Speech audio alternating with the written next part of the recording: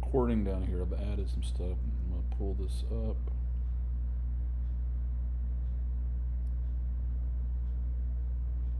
Move this down here. I'm going to set this difficulty to easy. And then I'm going to show what's happening. So yeah, difficulty was normal. Oh, I picked the map size. Okay, pull this back up. In game.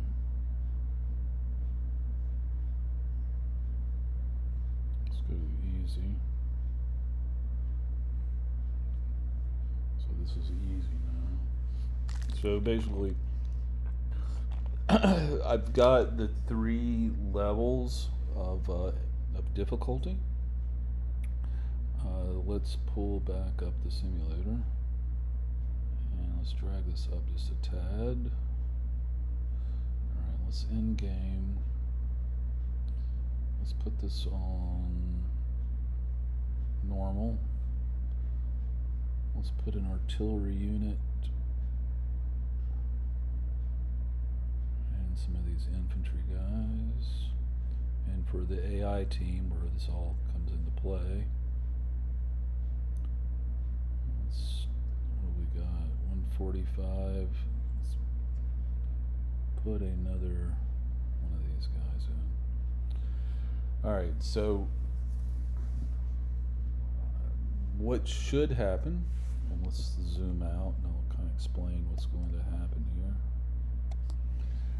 here. I've got basically 7 rules, and I've got a custom scoring system for the AI.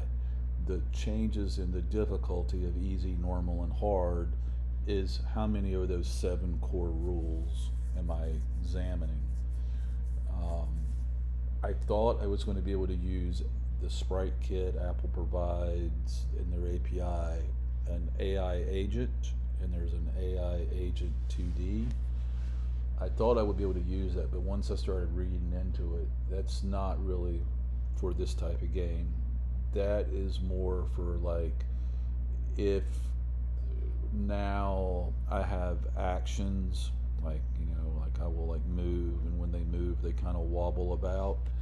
You could kind of build that movement into an instead of being a compound action, into an agent for games where you're kind of real time and you want, when they move in this type of characteristic. They have a flocking capability where a group tries to move as a you have a set of units, and those units will tend to move as a group where they maintain some kind of cohesion, and they could move after a particular target, or they move in an arc.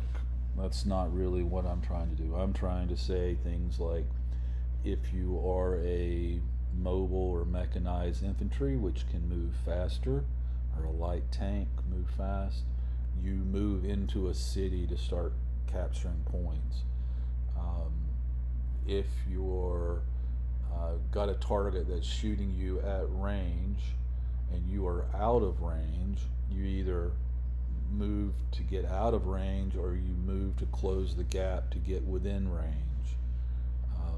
You have priority targets. If you're going to move and fire, which target are you going to move? Is it going to be threat based upon who's hitting you and you're taking damage from them, or are you going to move against a different target which is a higher priority?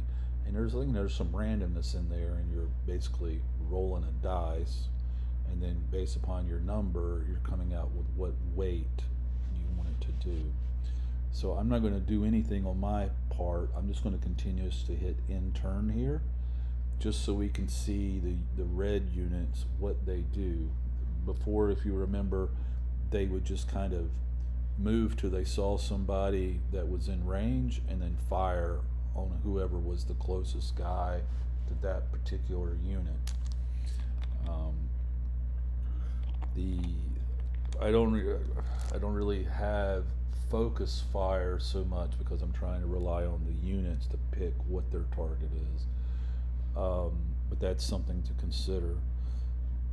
The what else can I say here about this rule system?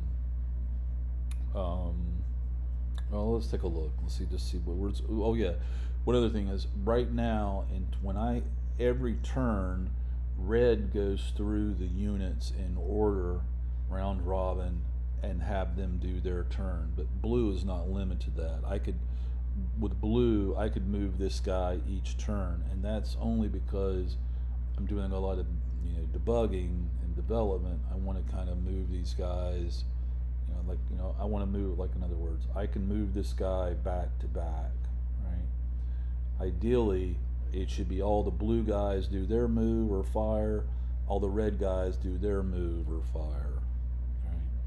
So let's just do this and see what happens. So sure enough, we're capping points, moving into cover.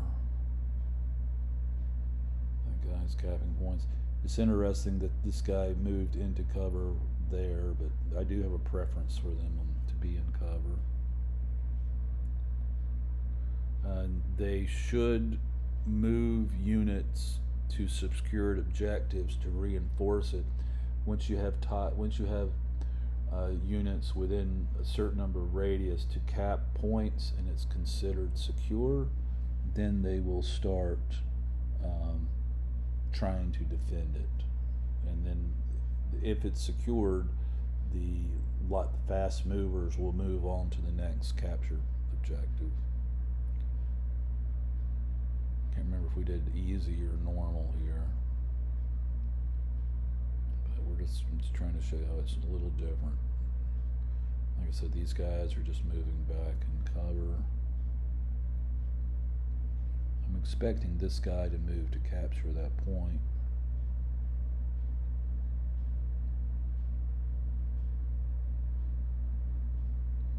He didn't move to capture a location.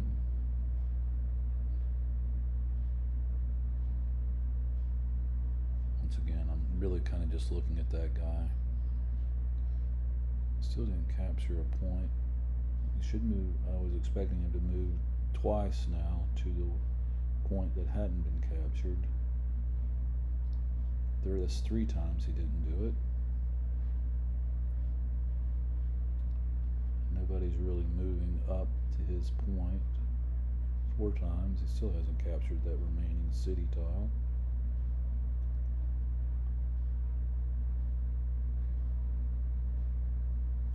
Let's see if happens if we move somebody to engage here, if other guys move to support him.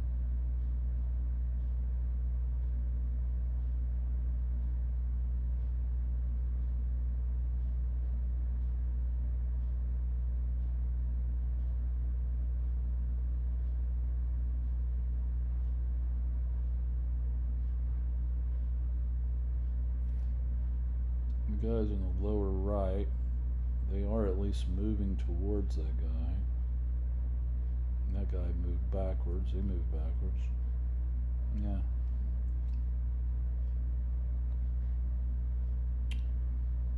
I need to add a scoring to the end based upon the difficulty, and then when I hit end game, I would see I could see what he's doing.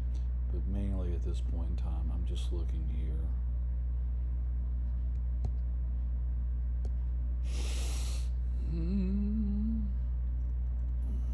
Anyway, so that's that. That's what we've got so far.